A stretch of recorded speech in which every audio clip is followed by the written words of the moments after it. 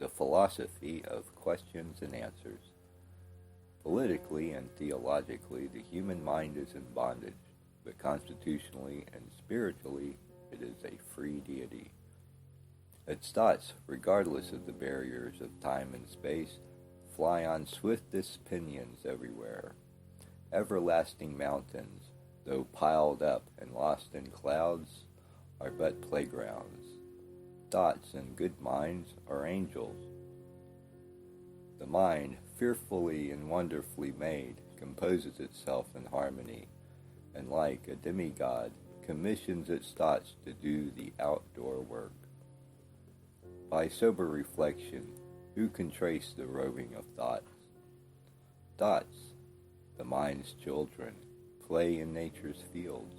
On eager wing, they fly down, the long ages gone, perch themselves in the beginnings of life, and answer questions as by the breathing of intuition. The very journeyings of these angels are hard to trace, like birds of another sphere, endowed with functions of fleetish motions. Men's thoughts revel amid stars, and play fearlessly with shining hosts, where one would say only highest seraphs dare tread.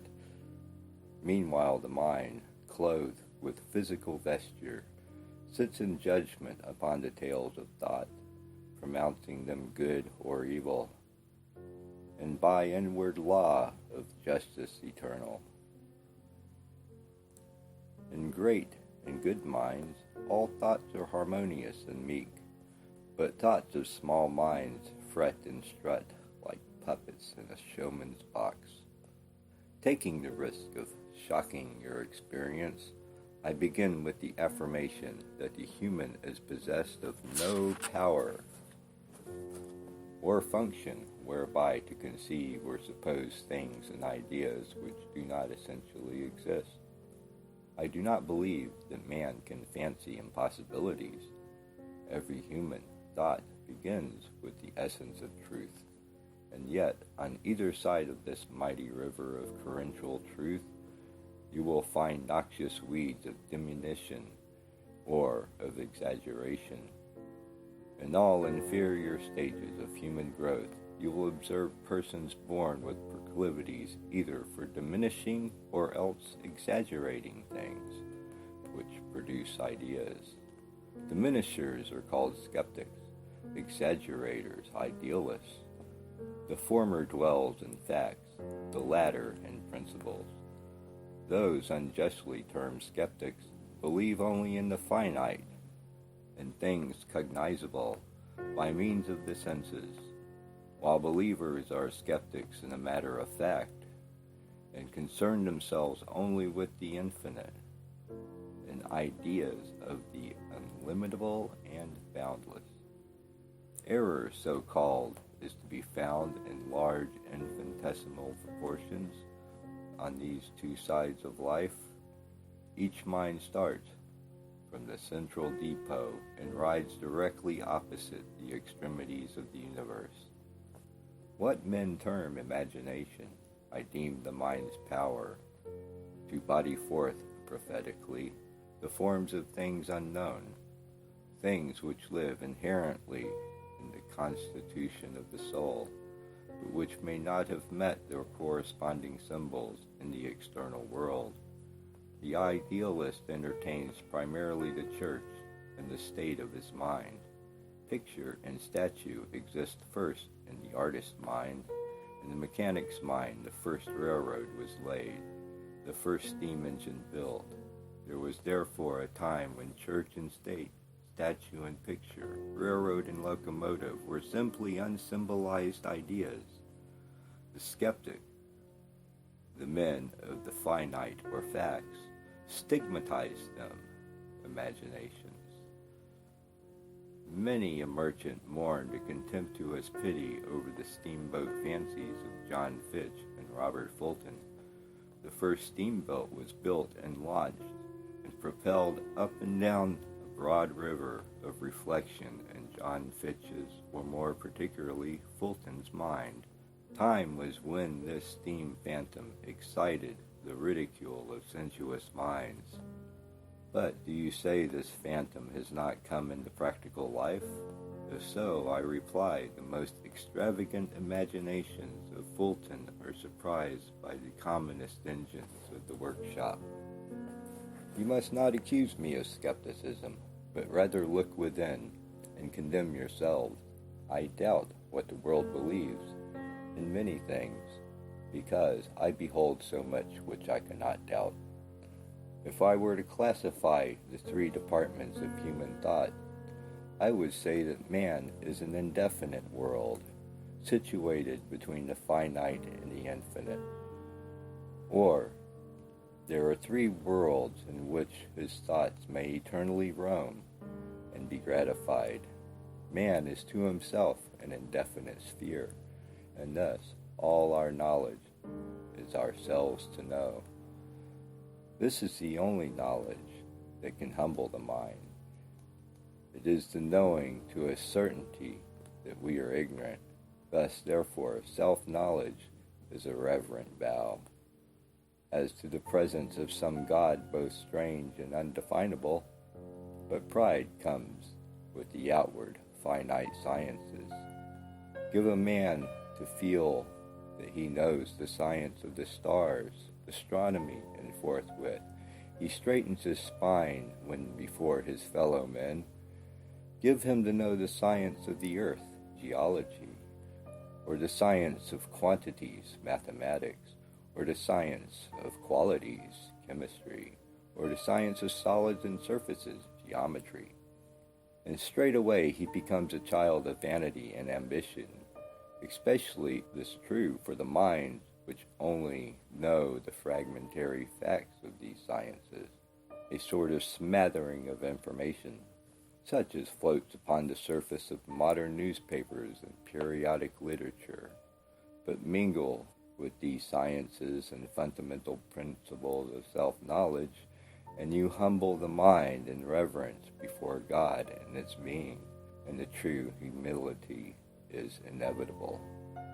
We may ask why this self-knowledge or wisdom so alter the current of man's feelings, because it opens the soul to great overwhelming worlds of being not visible in the finite sphere, the indefinite which is himself the infinite, to which he feels himself instinctively and eternally related, the private wonder of each mind. Let the curtain be but partially raised, which has so long hung between his present and his future, and man sees himself as an unsolved problem. And here begins the infinite series of questions and answers. Man stands before his brother man with question. Each one discovers himself a desire to know. Hence, the hundreds of thousands of millions of billions of trillions of questions which swarm the field of human experience. The mind asks questions, orally and in silence, because it is itself a world of interrogation. But when we tell all, it is found to be no less a world of answers, at once simple, fearful, wonderful, and satisfying. The questions of man in regard to his infinite relations have built monuments of useless theology. Poems and precepts and Bibles have been written to answer these ever-rising questions. Cathedrals and churches have risen to sound the replies in hundreds of ears at once. Infinite has been interrogated, but lesser worlds have alone returned the answers. And so methinks it will never be. The infinite will never answer the finite, except through its ever-changing channels of consciousness. If a man can ask a profound question, there is a power latent in his nature, not less able to reply. That is to say, the ability rightly to put questions presupposes the ability rightly to answer it, even as all spiritual desires are inward, assurances of ultimate satisfaction. When faithful memory shows me the feeble lineaments of my early experience as an interior being, I quickly recall the kind of words and questions that were pronounced in my awakened ear. My soul had slept in childless ignorance until then. Questions only of the common sort, such as people use in plainest modes of thought, were familiar to my ear and tongue. But what wondrous words came to my lips in an answer when I heard, "Jackson, what do you see?" The high unfolding of infinite truth seems to flash athwart at the horizon of my awakened perceptions. No sunbeam of spiritual light ever gilded the heavenly hills more tenderly than did these truths irradiate from my mental sky. But I realize nothing till I hear the question. No power was given to me to answer them. But from the day to this, I have labored to tell the outer world what the inner world tells me. And now, if I may be permitted to speak of myself, I affirm that whether I am a benefit or a penalty to you remains with you to decide. If in you lies the power to determine the question of profit or loss, steam and stars are valuable or not. As you learn the art of putting them to the right questions and procuring from them the best practical replies, you may ask steam, "What can you do?" It answers, "Clothe me in armor of steel and iron, give me a boat to push, and a mill to drive, or a train to draw. With a skillful hand to hold my reins, I will show you what I can do." But how long did steam go unquestioned? For millions of years it played in the foolishness of imbecility before the dreamy eyes of men, never answering a question because a question was never put to it. Ask the stars, "What can you tell us or do?" They answer, "Study us, and we will tell you the immeasurable magnitude of God's own glory. Ask us truly, and we will tell you of gravitation and the laws of tides, of light and heat, and of the seasons of prosperity, of summer and winter, and seed time and harvest, all of which you may write down in your almanacs, and sell them to the poor in purse and in spirit, who can find neither time nor comprehension to study at our school. What I desire is to impress you with the law of questions. So, whatever more you will treat everything as if it could curse or bless, in accordance with the use made of it. 'Tis said the commonest mind is full of thoughts, some worthy of the rarest, and, could it see them fairly writ, would wonder at its wealth. Yon tree says nothing unless questioned. It imparts its best truth when best interrogated. To the dog, it is only an object which, in running across the garden, he must avoid.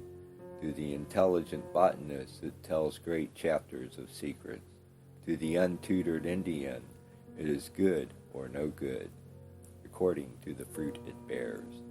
To the poet, it prophesies of beauty and truth. It is to him a beguiling bower of deep feeling, like a pure woman's heart, the type of joys to come, and the harbinger of sorrows too deep for words. It may say that it is the main purpose of existence to tempt forth, by pure appropriate questions, the great thoughts that lie buried in the mental essence. Every system of education not based on this principle is irksome to youth, because it is essentially erroneous and fundamentally unadapted. A child is never ready for knowledge till its soul is moved to put questions. Then comes a period to try for the teacher, for only he is fit to teach who answers like a child, and can put fresh questions to tempt forth a child's intuition and expand his native endowments. It is impossible to teach children by the same methods, souls or blessings or not, as we conform our methods to the temperaments in which we find them. The multiplication table delights your son, but your daughter is made a fancy mental oath, and when it comes her turn to learn it, with the right questions open her soul to itself. What a charmed world it is. In a moment, her soul leaps over whole years of being. Her eyes are open, and she feels wise as the fabled Eve. Nor is this self-knowledge an evil. It will tell us we are naked, destitute of wisdom and harmony, and informed us the methods of life which bring our souls to the true Eden. Among the Jews it was custom, derived from Egyptian jurisprudence, that every child should be taught Jewish history and laws. In conformity with this method, the son of Joseph and Mary was taken to the temple of law, physic, and divinity. It is said that they were only 12 years of age when he went to have his name enrolled in the males of the nation. It was also custom in those days for the lawyers, ministers of justice, Sunday school teachers, and doctors of divinity should ask the young boys certain historical, legal, and religious questions in order to make sure of their patriotism and orthodoxy. Joshua seemed to satisfy all of the professors, save the doctors of divinity, who were astonished and confounded by the profundity of his answers. He manifested a dialect of intuition, a fact as much owing to the effect of being questioned as to the hidden excellence which sustained the responses. Yeah, it is said that the catechumen and the doctors were astonished by the answers which they elicited from Joshua. A modern teacher thinks that only God sent and a God-inspired being would do it. One cannot but regret the omission on the part of the historians of questions put to replies received, because if doctors of divinity in the days of Joshua were no better enlightened concerning spiritual principles than the same class of our century, we cannot but conclude that the doctors were greatly astonished a long time before the profound was reached. I think they must have been astounded and perhaps instructed by the courageous announcements of his reformatory disposition and spiritual mission, not less by his utterance of inbred wisdom and intuitive knowledge, entirely natural to his organization, but far in advance of a boy his age and limited education. In the meantime, let us not forget that it was all elicited by putting the appropriate questions. Questions do not always imply the moving of lips and a sound upon the ear. Every man is a mark of interrogation. His existence summons thought. In the Harmonia you will find this motto. Spontaneous and profound questions are living representatives of the internal desires. But to obtain and enjoy those pure and beautiful responses, which are intrinsically elevated and eternal, the inquirer must consult not superficial and popular authorities, but the everlasting and unchanging teachings of nature, reason, and intuition. When I first wrote this, I did not comprehend it, but now I see that every part of the human being is a question. It asks whence, what, whither, what our origin, what are we, what destination. The Bibles and churches are yet monopolizing these questions and patenting the answers, but we are not to consult a superficial authority. We must find answers in the sphere where the questions originated, and yet we cannot work for ourselves except by proxy. No man can answer himself, though he can satisfy his brother. On this principle, shoemakers' wives and blacksmiths' horses go unshod. Physicians, when sick, need physicians. It will not always be thus. Men will be more self-sustaining when better cultivated, or when they know how to use things and ideas without the discount of diminution and exaggeration, wherein we find error, so-called, and in the superficialities of our pilgrimage, If you read the circumstances of the world-renowned Sermon of the Mount, you will observe that the preacher opened his mouth and taught. As if he was answering questions, the multitude followed him. They were asking his replies to thoughts in themselves. Each man has a question, an organic interrogatory. Had they been so many sheep or cows, do you suppose that his soul would have felt questions? His best words are responses to questions put to him. The most important question in all the record was put by Pilate. After interrogating Jesus on the subject of his kingship, Pilate asked, "What is truth?" The account stated that, when he asked, he went out. Therefore, it has ever since remained an open question. We must regret, for the sake of mankind, that Pilate did not procure a reply. What a vast world of dogmatism it would have prevented. Catholics and Protestant priests have patent replies, fixed as words of faith. What a mass of theological conjecture rests upon this omission on the part of Pilate. And besides, the world is left in skepticism as to the kind truth of the ruler referred to: legal, historical, geological, theological. Hence, the question was not answered by Jesus. Every soul should then consider itself questioned and reply as best as it can. Great mountains of gold are far less valuable to mankind than the discovery that the power to put the question presupposes the guarantees, the power no less to answer it. I affirm that Pilate possessed the power to answer his own interrogatory.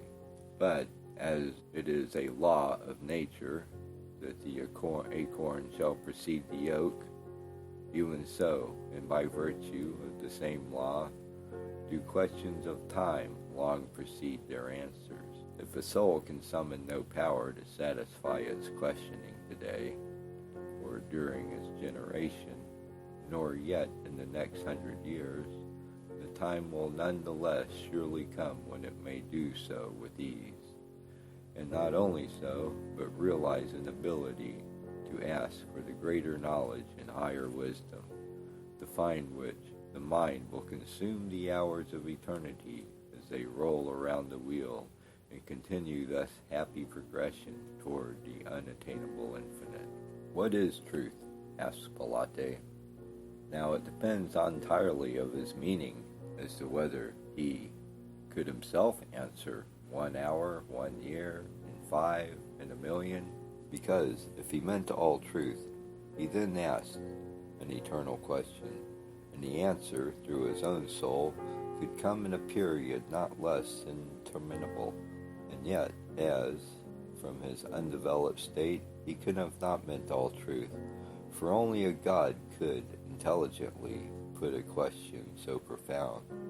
Therefore, I affirm he will find many answers, each of which, at the time, may seem to be his soul, to be the illuminatum of satisfaction, at which he will rest a brief period, enjoy the answers.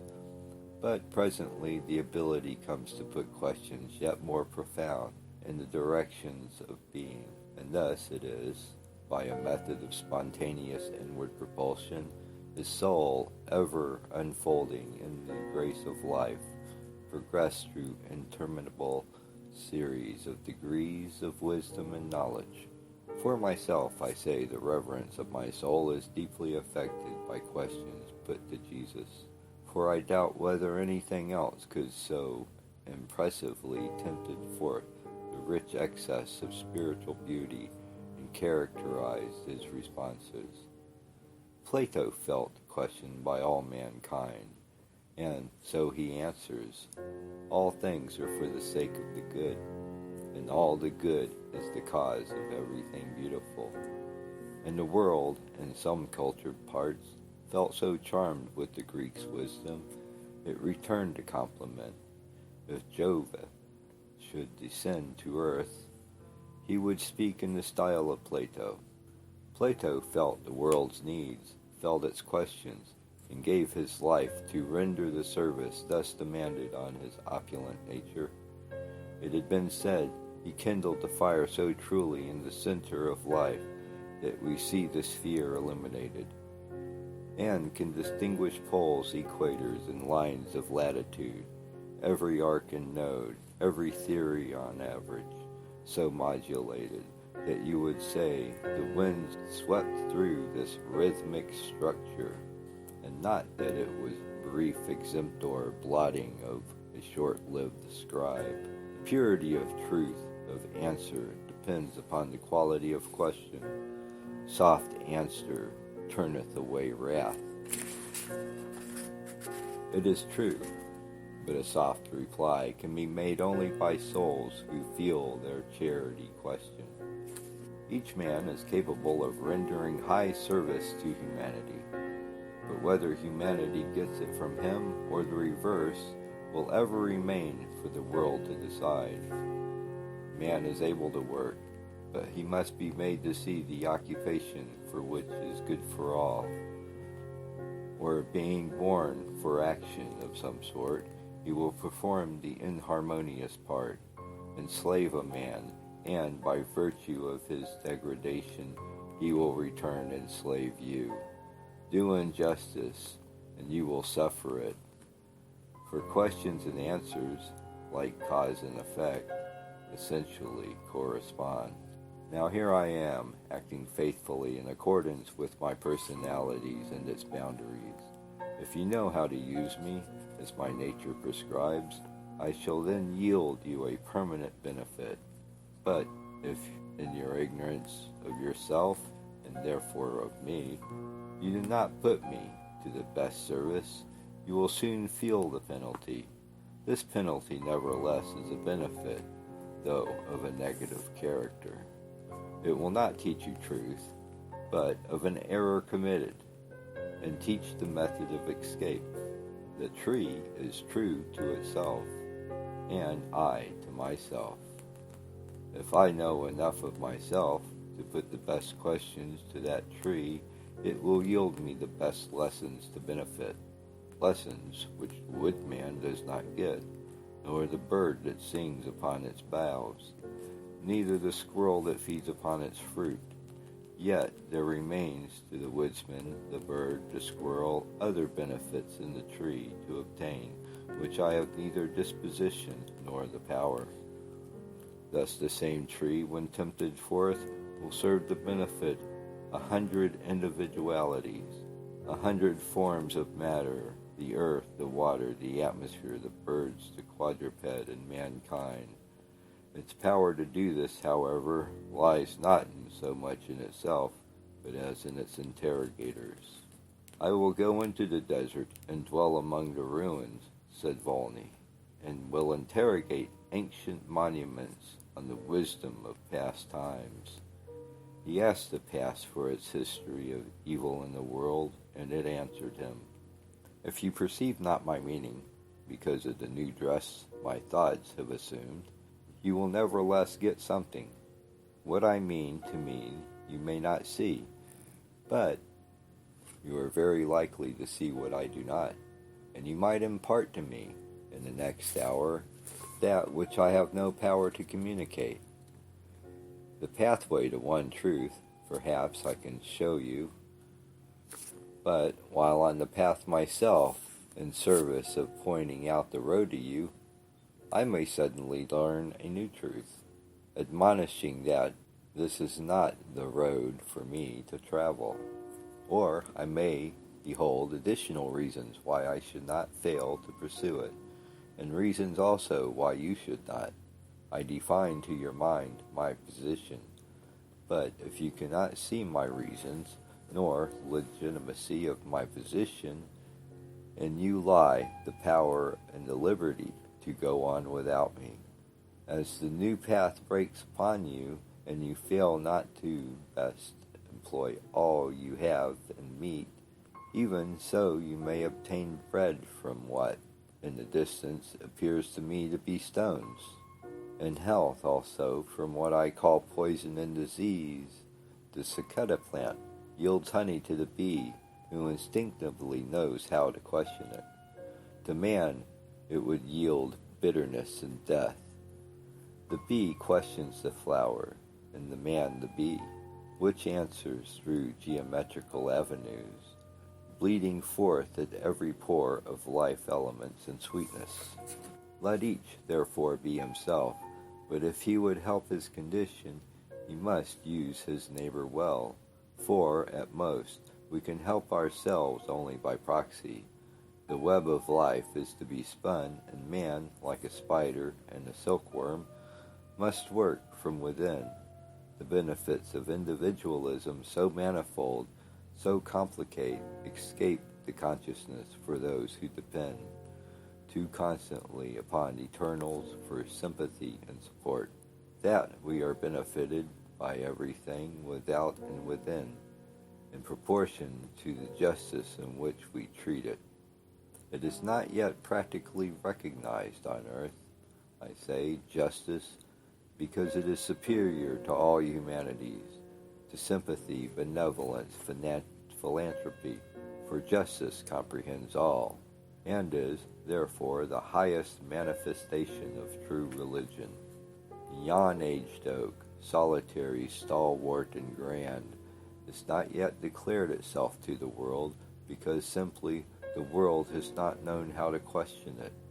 Opulent with great qualities and quantities of matter, and self-defended against storm and tempest by its own strength and armor, it stands a stranger yet to man. It is a stranger to itself, not less. Who knows what else it can do, besides making ships, sideboards, or kindling for a cottager's fire? It remains yet to be questioned. Where is the man who knows enough of himself to do it? What there is hidden in the recesses of my being, I have no power as yet to divulge. I yearn for the right man to come, from any degree of life, to put my soul to the right questions, for then I shall answer him with thought and articulation, at once so profound and beautiful, so truthful and elevating. I know not when I could recover from self-astonishment, but in all of this arcanum of questions and answers, there are truths in man which can only a woman elicit, and powers in woman that come forth only at the mandate of masculinity. Innumerable are the persons from whom ascends the mournful cry, "Alas, not one can understand me." By no congenial spirit am I comprehended. This unsupported agony, this ungratified desire for appreciation, insensitive and cultured natures attain unto speech. They spend precious moments in inward acts of self-commiseration. They sweep when relief is nigh, but sometimes the feeling becomes too deep for tears, then silence, like the drapery of night, throws its mantle over and folds in the soul, saying, "Peace, be still." They sing the saddest songs. They write poetry pervaded with an indefinite grief. But persevering in expression, they gain at last a result. Of all ends, the most important, but which the mind, in its ignorance of nature and adaptations, knew not how or where to seek. For thus it is that the sorrow of the 5 points have arisen into the literature, the degradations of imbruted men, and the execrations of abandoned women have been translated into the English language, and a plaintive cry of hot corn is heard in fashionable parlors, uttered by pet lambs in magnificent foals, whose shepherds are Wall Street bankers, perhaps the South Street commercialists. Thus, the heretofore unappreciated see the pathway leading to the last injustice and satisfaction, obtaining a light notoriety which promises popularity in the fulfillment of days. Self-comprehension, however, though always to be aimed after, will ever remain above the capacity of the comprehending faculty.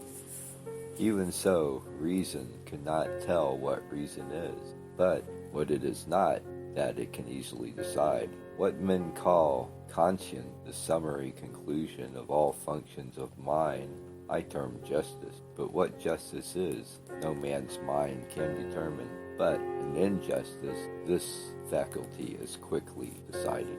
What God is, says a German thinker, I know not, but I know what he is not, that I know. Forever will this fact in man's nature, the power of positives to determine only negatives, keep his soul folded in more or less of a mystery. Man is the indefinite world, because subsisting between things and ideas, between the finite and infinite. Many philosophers, becoming weary of the ever-recurring contradictions and paradox of human nature, acting foolishly when wisdom was appropriate, manufacturing insufferable weakness when strength is demanded, have allowed themselves to grow cynical and sarcastic. The human world disgusts them, and so, like Diogenes, they spend their days in petulant misanthropy. Miss Emerson says, I knew a philosopher who was accustomed to some of his experience of human nature, saying, mankind is a damn rascal. Perhaps it is a gush of this impatience, the human paradoxes which caused the Nazarene to whip the money chargers, not less to denounce many as serpents and vipers, worthy only of gehennual damnation. Man is ever indefinite. He must be questioned.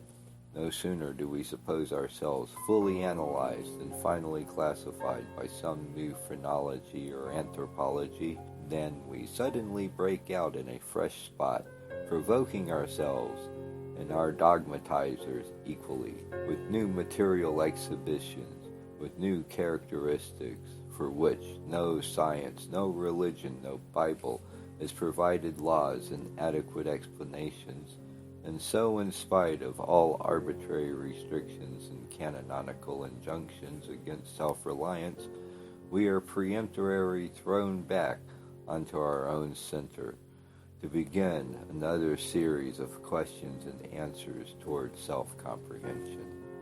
Of course, one may say the history of man remains the same in substance from age to age, and that no law is developed from him, but there is, I think, one thing in which mankind continues homogeneous, and the immutability of their changeability. It is the law of unity and variety in which we yearn to understand. But the great end to gain is the converting of everything into a benefit. On the yonder mountainside, you behold the joyous brook leaping down to nestle the lap of the valley, like a fleet, a happy child, hastening to play with the grasses and flowers on the plain beneath. It was made for play only? Can it do nothing more? Yeah. The thirsting cattle may drink great draughts and strength from its rippling bosom, and the meadowlark, seeing itself reflected, may sing all the sweeter to the children of men. And is that all? No, can no one bring out the still greater service? Verily, it can accommodate man deeply. If man knows how to help it and bestow accommodation, the mill can be driven by the stream. It can work and play at the same moment, suffering no impoverishment thereby. But it knows not its own power. It waits for interrogation. The Blackstone River, beginning in Massachusetts and flowing to a portion of Rhode Island, hastened along, babbling and silent by turns for thousands of centuries. How long it flowed in solitude, but the red man's canoe rode on its surface, yet the aborigine knew not the river. At last the white man came, who knew how to put the idle tide to service, to build an obstruction across its course, and as the human mind stops at an interrogation, so did the strong dam arrest the waters. As a sequence, the tide set back, spreading over adjacent margins, and with the power of accumulated weight, ran vigorously through the new channel made for it, against an intercepting wheel which turned steadily upon its axis, imparted motion to the mechanism of a cotton mill. Did that river know before its power to bless? Could it set itself to the work? What it was, it knew not. Its power was concealed from itself, and rolled and flowed indolently. But now, the playful, musical, beautiful stream supports no less than 130 great cotton, woolen, and other factories. It gives strength to thirsty cattle no less. It waters the meadows no less. It talks and dashes along as light and free as it did centuries ago. Is as beautiful to the eye as when but sweet 16, gambols as cheerfully over rocky terraces, leaps as fearlessly from height to depth as it ever did. And yet, because it has been appropriately questioned, it turns something like 2 million spools and spindles between Worcester and Providence, comprising about 50 miles only of its original playground, while, in idleness, it had no intelligent admirers, for such, by nature's law, is the fate of all drones. But now it is the chief delight of hundreds of working men and women who, though they may not stop the haste of labor to gratefully remember the service by the river rendered, yet derive their sustenance from year to year by waiting obediently upon the wheels of spindles, which buzz and whir at the gentle but impetuous pressure of its ever-flowing tides. Does it suffer loss? Does the sun lose light by painting daguerreotypes? Does the soul lose life by thinking? Nay, the stream flows on and widens into greater river, bearing up ships, steamers, and still onward to the ocean. Thence it ascends, and vapor forms numberless fleecy clouds, fills the artist's soul with love and lessons, and, in the fresh forms of beauty, returns, perhaps, to the original source, and may thus live over and over again in useful and beautiful life.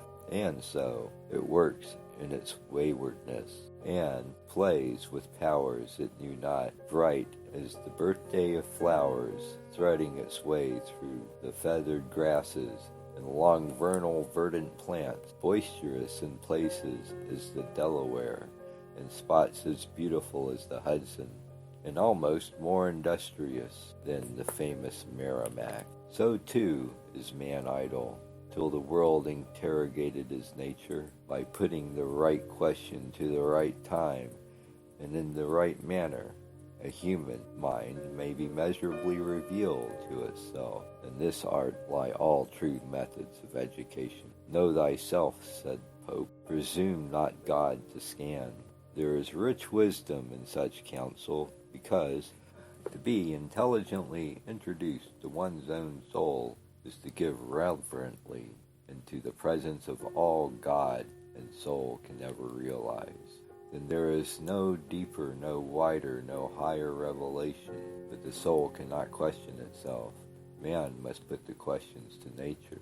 He must be free to do this, and free not less to answer questions which nature puts to him.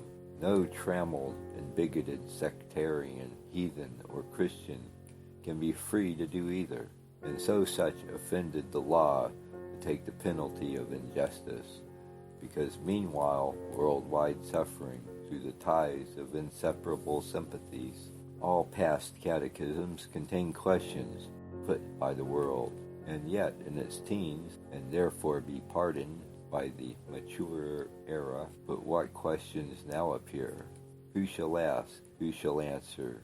We must have no more dogmatism. Come then, ye children of experience, let us hear your words. Speak, and the world will accept all truth ye can give. Let the right voice sound, and lo, like the musical throbbings of the peaceful rolling sea, our spiritual enjoyment will swell. extend and expand, waving and surging forward, till angels in higher worlds receive refreshment and grow more beautiful, even as we think from wells which spring out of the dark and dreary earth. The law of questions and answers regulates the world. In all things we behold the law of association. What does that mean? Insect, bird, quadruped progressively recreate each other, forming in their conjunctions a brotherhood. Why do they exist? What Bible answers? Where shall we go for wisdom? Sanguinary wars, separating souls from the bodies of men, scourging families and nations. Why do they exist? What and where is God? What are his laws? What are we? Are we immortal? If so, what for? If not, why not? Who shall answer? Eureka! A man must both desire and learn to answer every question he finds the power to ask. Herein lies the cause of all progressive development. Hunger, asks man, do you know not how to satisfy me? And man tills the ground. Fatigue, asks the man, do you know the means of rest? And a man invents beds and furniture. Love asks him a question, and he seeks companions. Wisdom asks, and the man looks forward to the infinite. Science asks, and man studies the finite. Philosophy asks, and the man searches the infinite. Reason asks, and the man seeks to familiarize himself with himself, to harmonize the other two worlds. Humanity asks, and humanity, ever hopeful, ever promising, replies, be joyful, O ye dwellers of earth, for there shall be an era of universal peace and unity. So great have been the improvements effected in the spinning machinery that one man can attend 1,088 spindles, each 3 hanks, or 3,264 hanks per day, so that, as compared to the operations of the most expert spinner in Hindustan, the American operator can perform the work of 300 men.